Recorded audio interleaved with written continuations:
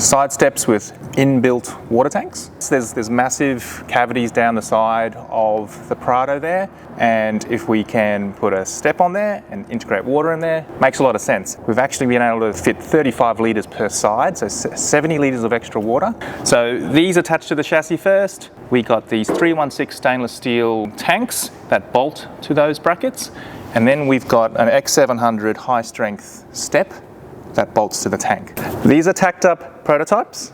These are for test fitment. These have been designed off the 3D scan, so really keen to see how well they fit. So let's get them up on the car. It's always good when a first prototype fits up, eh?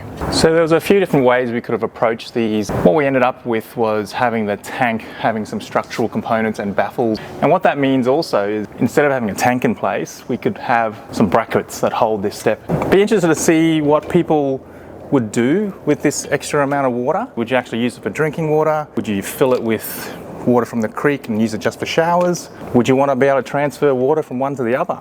Obviously I put the pump on the back, makes it much easier to get to the water.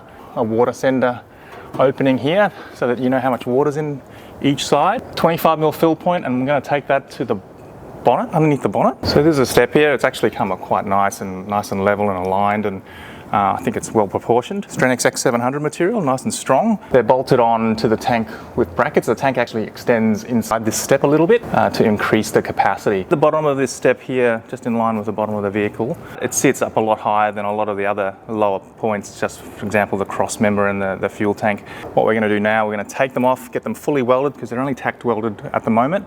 These steps here, we'll weld them up, dress them back, get them powder coated, and there's still a bit more to do to get them all functional, like hooking up the pump and all plumbing and water level senders and meters. So went really well. Let's get these off.